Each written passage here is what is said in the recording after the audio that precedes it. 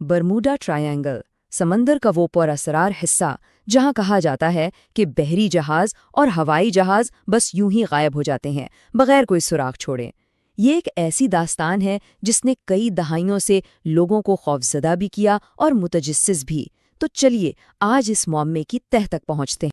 इस सफ़र में हम शुरुआत करेंगे फ़्लाइट 19 की मशहूर गुमशुदगी से। फिर देखेंगे कि शैतानी तिकोन की ये दास्तानें बनी कैसे, इसके पीछे साइंसी वजाहतें क्या हो सकती हैं और इसमें हमारे अपने जहन का कितना कमाल है। और आखिर में हम इस मामले के हतमी नतीजे पर पहुंचेंगे। जब भी बरम्यूडा ट्रायंगल का नाम आता है तो एक वाकया सबसे पहले जहन में आता है और उसी वाकये ने इसकी शोहरत को पक्का किया। ये कहानी है फ़्लाइट 19 की। आइए देखते हैं कि इस दिन आखिर हुआ क्या था। ये 5 दिसंबर 1945 की बात है। अमरीकी बहरिया के 5 टॉर्पीडो बमबार तैयारों ने फ्लोरिडा से एक बिल्कुल मामूली तरबियती परवाज़ शुरू की। मौसम साफ, सब कुछ ठीक ठाक, लेकिन परवाज़ के तकरीबन 2 घंटे बाद स्क्वाड्रन लीडर ने इत्तला दी कि उनके कंपस ने काम करना छोड़ दिया है और सिर्फ एक नहीं बल्कि बैकअप कंपस भी फेल हो गया है। ज़रा सोचिए कैसी कैफियत होगी। ये उनके आखिरी पैगामात में से एक था जो उनकी शदीद उलझन और बेसमती को जाहिर करता है। फ्लाइट लीडर को लग रहा था कि वो भटक कर खलीज मैक्सिको के ऊपर आ गए हैं और उन्हें वापस फ्लोरिडा जाने के लिए मशरिक की तरफ जाना चाहिए, लेकिन अमले के कुछ अरकान इससे मुत्तफिक नहीं थे। और बात यहीं ख़त्म नहीं हुई। इस मामले को मज़ीद गहरा करते हुए फ़्लाइट 19 को ढूंढने के लिए जो रेस्क्यू तैयारा भेजा गया वो भी उसी रात गायब हो गया। इसके बाद कई दिनों तक उस वक्त की सबसे बड़ी फ़िज़ाई और बहरी तलाशी मुहिम चलाई गई, लेकिन नतीजा सिफर। न किसी इंसान का कोई निशान, न किसी तैयारे का कोई मलबा, जैसे सब कुछ हवा में तहलील हो गया हो।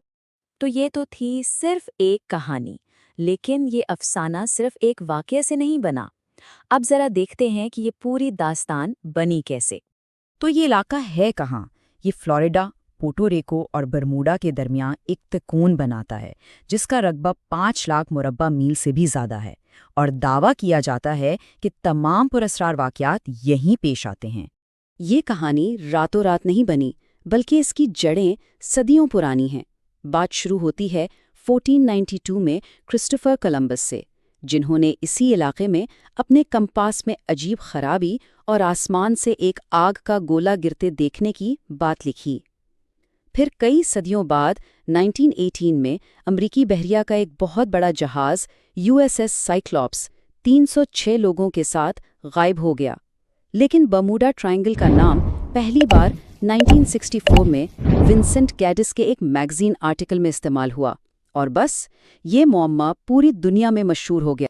और भी बहुत सी कहानियां हैं, जैसे एलन ऑस्टिन नामी एक भूत जहाज़ की। कहानी दिलचस्प तो है, लेकिन सच कहें तो इस वाक़या की कोई ठोस तस्दीक नहीं मिलती। बहुत से लोग मानते हैं कि बरमूडा ट्रायंगल की ज़्यादातर कहानियां ऐसी ही शहरी दास्तानें हैं जिनमें वक्त के साथ साथ रंग भरा गया है। अच्छा, तो ये तो हो गई कहानियाँ और अफसाने। अब ज़रा साइंस की तरफ आते हैं और देखते हैं कि इस मामले की क्या वजाहतें पेश की जाती हैं। तो सवाल यह है, क्या यहाँ वाकई कोई माफ़ुकुल फितरत ताकत काम कर रही है या फिर इन सब वाक़यात के पीछे कोई सीधी सादी साइंसी वजह है? खिलाई मखलूक और समंदरी अफरीद जैसी बातों को एक तरफ रखते हैं और कुछ हकीकी साइंसी नज़रियात पर गौर करते हैं। सबसे पहले तो मिगनातीसियत का चक्कर समझते हैं। देखें, हमारी ज़मीन के 2 शुमाली कुतब हैं, एक असली यानी जोग्राफियाई शुमाल और दूसरा वो जिसकी तरफ कंपास की सुई इशारा करती है, यानी मिगनातीसी शुमाल। ये दोनों अलग अलग जगहों पर हैं। लेकिन ज़मीन पर कुछ जगहें ऐसी भी हैं जिन्हें एगोनिक लाइंस कहा जाता है, जहां ये दोनों शुमाल बिल्कुल एक सीध में आ जाते हैं, और तारीख़ी तौर पर ये लाइन बरमूडा ट्रायंगल के इलाके से गुजरती रही है।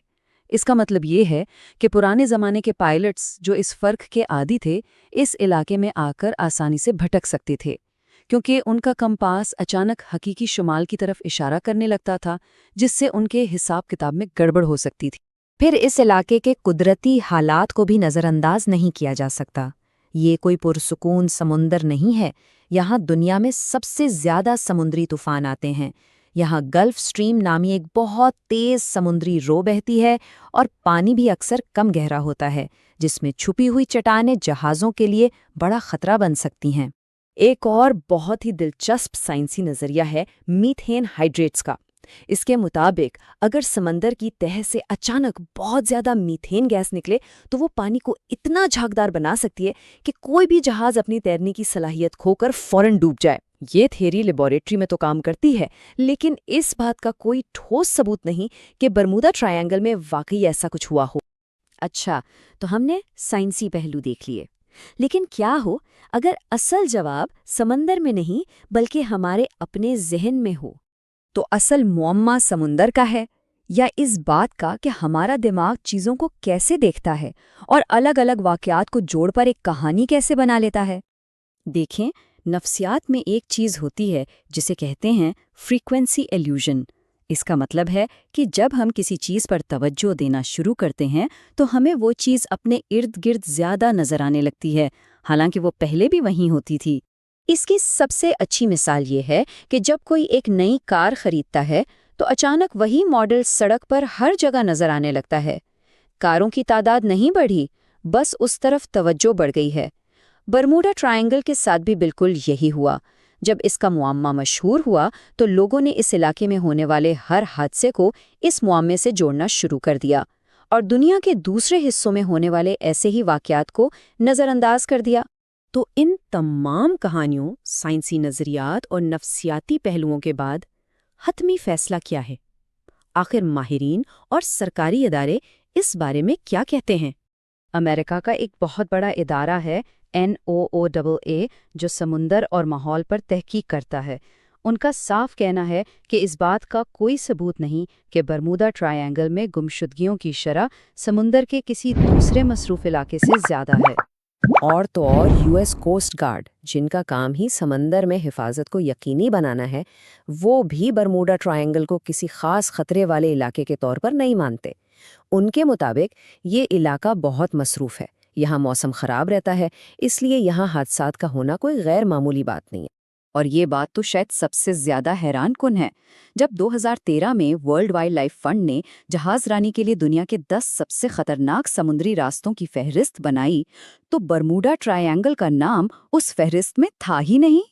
تو پھر وہ کرسٹوفر کولمبس والی بات کا کیا، جو آگ کا گولہ انہوں نے دیکھا تھا؟ سائنسدانوں کے مطابق وہ غالباً ایک شہب ثاقب تھا جو فضا میں جل اٹھا تھا۔ آخر میں سوال یہی بچتا ہے کہ اگر دنیا کا یہ سب سے مشہور معمہ اصل میں کوئی جگہ نہیں بلکہ صرف ایک کہانی ہے جو ہم ایک دوسرے کو سناتے ہیں، تو پھر نہ جانے اور کتنے ایسے اسرار ہیں جو حقیقت میں صرف ہماری زیادہ توجہ کا